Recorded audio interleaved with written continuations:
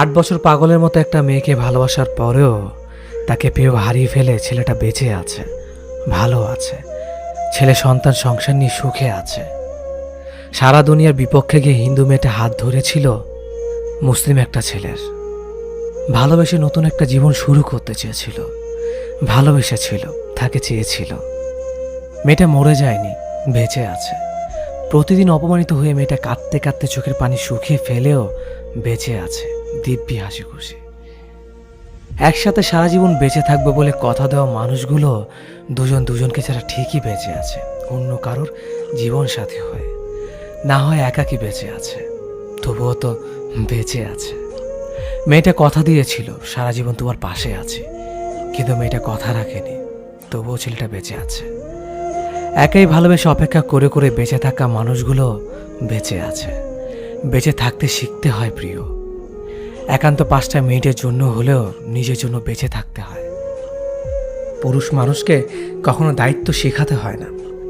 বাবা মা বোন কিংবা প্রিয় মানুষকে রাস্তার বাম পাশে রাখতে হয়, এটা শিক্ষিত কিংবা মূর্খ সব পুরুষরাই জানে।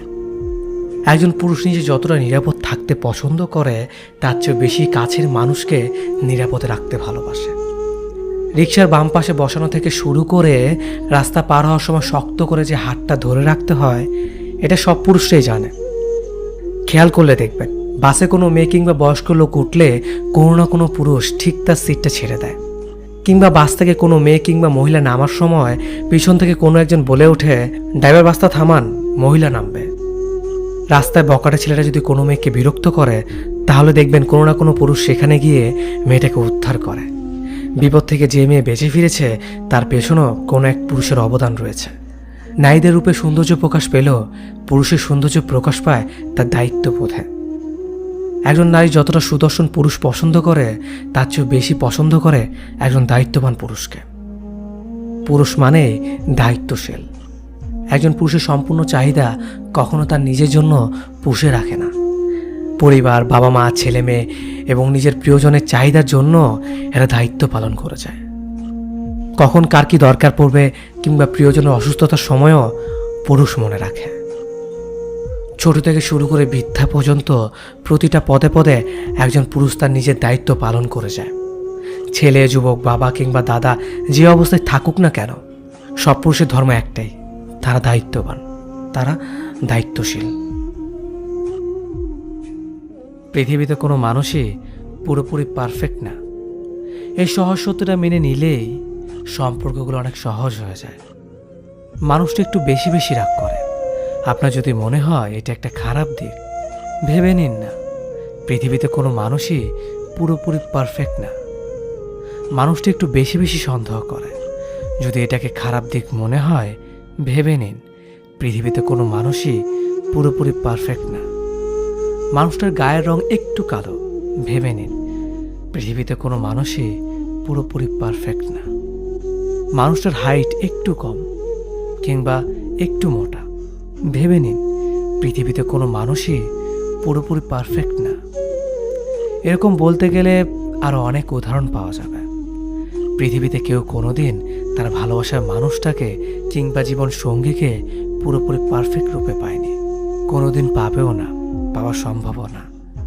যদি সত্যিই তাকে ভালোবেসে থাকেন, তাহলে তার খারাপ দিকগুলো মেনে নিয়েই ভালোবাসতে হবে। শুধু ভালো দিকগুলোকে ভালোবাসা মানে ভালোবাসা না, ওটার নাম স্বার্থপরতা। ভালোবাসার মানুষটা পারফেক্ট না হলেও পারফেক্ট করে নিতে হয় কিংবা পারফেক্ট ভেবে নিতে হয়। মেনে নিতে হয় পৃথিবীতে কোনো মানুষই পুরোপুরি পারফেক্ট না। তবুও যদি সহজ সত্যিটা মেনে নিতে না পারেন, তবে নিজেকে প্রশ্ন করে দেখুন, আপনি কি পুরোপুরি পারফেক্ট? আশা করি উত্তরটা পেয়ে যাবেন। প্রিয় মানুষটা জীবন থেকে চলে গেলেও বোধহয় এতটা কষ্ট হয় না যতটা তৃতীয় ব্যক্তির আগমনে হয়। চোখের সামনে নিজের মানুষটাকে অন্য কারো সাথে দেখলে মনে হয় হৃৎপিণ্ডটাতে কেউ বারবার ছুরি দিয়ে আঘাত করছে। যে অনুভূতিতে শুধুমাত্র তোমার বসবাস ছিল, সেখানে তৃতীয় ব্যক্তি এসে জায়গা করে নেয়, নিজেকে তখনই সবচেয়ে বেশি অসহায় মনে হয়। মানুষটা আপনার না থাকলেও এতটা কষ্ট হতো না যতটা তাকে অন্য কারোর সাথে দেখলে হয়। সে আমার না থাকুক সমস্যা নেই, তবু অন্য কারো গল্পে তার আগমন না ঘটুক, আমরা অনেকেই এমনটাই চাই। কিন্তু সত্যি এটাই, তারা তৃতীয় ব্যক্তির আগমনে আমাদের জীবন থেকে চলে যায় নতুন গল্পের সূচনা করতে। তারা বিশ্বাস করে হেরে যায়, আমরা প্রতারণা করে জিতে যাই। বাহ, হিসেবটা কত সহজ। তবু বোকারা বোঝে না তারা আসলে অনেক বোকা। হেরে যাবে যেন আমাদের বারবার সুযোগ করে দেয় জিতে যাওয়ার জন্য। আজকাল এত আধুনিকতার যুগেও এমন মানুষ আছে নাকি? হ্যাঁ আছে, কারণ তারা বিশ্বাস করে, তারা উপহাসে নয়, হৃদয় দিয়ে ভালোবাসে। তারা অভিনয়টা ঠিক করতে পারে না, তারা বাস্তব জীবনের পরিকল্পনা করে। তারা আমাদের মতো কুলাঙ্গারগুলোকে সুযোগ করে দেয়। তারা জানে আমরা অন্যায় করছি, তারা জানে আমরা অভিনয় করছি, তবুও তারা আমাদের ভুলগুলোকে শুধরে নিতে চায়। তারা আমাদের ভালোবাসা দিতে দিতে এক পর্যায়ে আমাদের ভুলগুলোকেও ভালোবাসতে থাকে।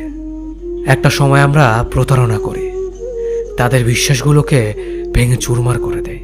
তারা কাঁদে, তারা কষ্ট পায়, তারা স্মৃতি থেকে পালিয়ে বেড়ায়।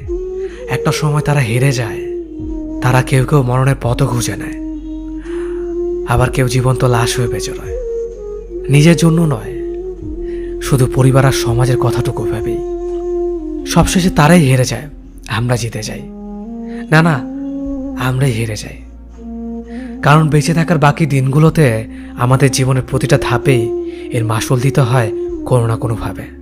হয়তো ব্যাপারটা কেউ উপলব্ধি করতে পারে, নয়তো কেউ পারি না। কথাগুলো একটি ফেসবুক পোস্ট থেকে নেওয়া, কথাগুলো ভালো লাগার কারণেই আপনাদের মাঝে শেয়ার করা। জীবনের শেষ মুহূর্তে এমন অনেক অনুভূতি থাকে যা বলে লিখে প্রকাশ করা যায় না। শুধু একজনের জীবনের অন্তরালে থেকে যায় আচরণ দীর্ঘশ্বাসের অনুভূতির নীরবতা। কেবল সেটাকে বুক পকেটে রেখে নিজেকে অনলে পুড়িয়ে একান্তই পাওয়া যায়। জীবনে কারো সুখের কারণ হয়ে যে অনুভূতি তৃপ্তি পাবেন নশ্বর পৃথিবীতে, সেটাই কালজয়ী সুখ। আর জীবনে কারো উপর ভরসা না করে কেউ আমার উপর ভরসা করুক, এমন প্রত্যাশায় জীবন করুন। হরফ করে বলতে পারে জীবনে সুখের কমতি হবে না। একটা সময় দেখবেন স্বার্থপর অবহেলা বিচ্ছেদের ধরনীতে সুখী মানুষের তালিকায় আছেন। জীবন সীমাহীন না, সীমাবদ্ধ। ভালোবাসার সিস্টেম চেঞ্জ হয়ে গেছে। আপনি ভালোবাসে অধিকার চাইবেন, কেয়ার চাইবেন, মায়া চাইবেন। মানুষটা অন্য কারোর সাথে আপনার মতো করে মিশলে বিরক্ত হবেন, মন খারাপ করবেন, জেলাস ফিল করবেন। এসব করা যাবে না। যদি করেন তবে আপনি টক্সিক মানুষ। এ যুগে এত চাওয়া পাওয়া থাকতে নেই। সে তার মতো থাকবে, আপনি আপনার মতো থাকবেন। মাঝে মধ্যে মন পড়লে মেসেজ দিবেন, ইয়ো কি অবস্থা, হঠাৎ মনে পড়ল। এর বেশি কিছু না। এক্সপেকটেশন কমান, মনে রাখবেন। প্রেম করে এটা পেলাম না, ওটা পেলাম না, এসব হিসাব করা যাবে না। প্রেমে অংশগ্রহণ করাটাই তো বড় বিষয়। So chill bro.